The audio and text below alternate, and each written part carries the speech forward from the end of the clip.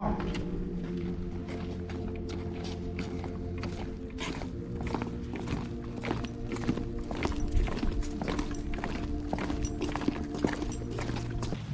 Day is an opportunity for us to commemorate the history and the legacy of Abraham Lincoln and to honor the connection of this area to our 16th president, a leader revered around the world for the characteristics and virtues he developed here during his youth from age 7 to 21.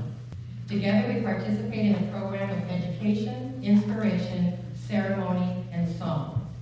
We'll even provide you some fresh air and exercise and promise to get you home in time for the Super Bowl.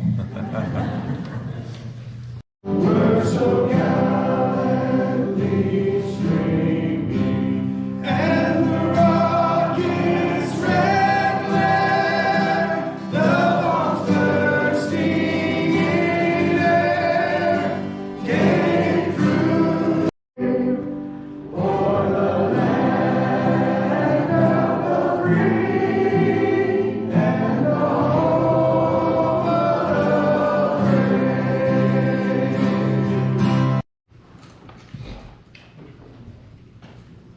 Forward, march.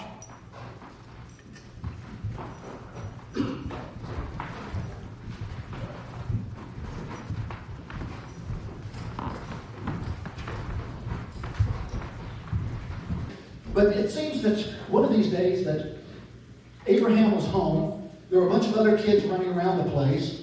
Thomas and Sarah, because this was after Nancy's death, Thomas and Sarah had taken off to some type of a church meeting, something that they were doing at that point, and left the kids at home, always dangerous.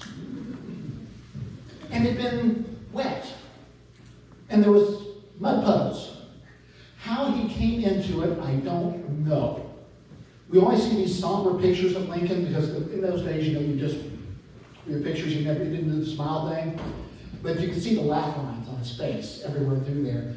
And I could just kind of picture this mischievous grin as he got this wonderful idea of how to prank his parents. And pranks were a big part of pioneer life.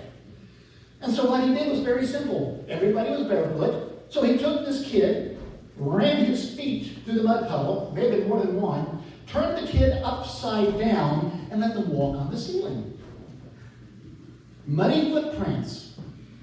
Now, I don't know about you, but if I had done something like that, and my mom would come home, I'd been buried in the backyard. There's no other way around it. But they loved it. Thomas and Sarah just thought it was one of the funniest things through there. And just so you also understand the other side of it, after the prank was over, they'd all enjoyed it, Abraham washed it all down and re-whitewashed the ceiling. Fixed it back. But that was pioneer life. It was a happy life. That type of joy came into his life, and he talked about it over and over. One of the things that he was most known for his presidency, and sometimes to the chagrin of his cabinet, was that he would read comedy to them. He would make jokes. He would tell stories. It was a part of his life. He got that from his father. Thomas was known for telling stories. Thomas was known for having an almost endless supply of anecdotes and jokes and just funny ways of saying things. Matter of fact, the family says that Thomas was better at it than Abraham was. The boy, shaped by the parent, became the man.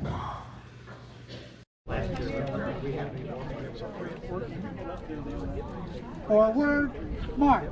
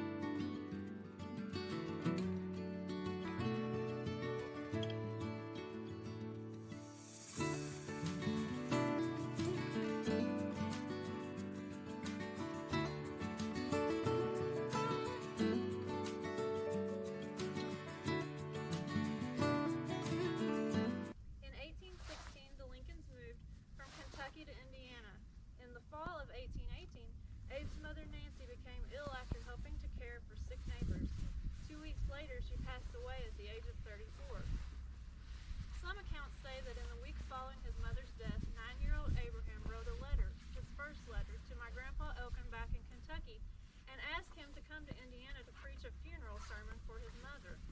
The letter doesn't exist to prove this actually happened, but regardless, the fact remains Grandpa Elkin rode more than 100 miles on horseback from Kentucky to Indiana to see the Lincolns and honor Nancy with a funeral sermon.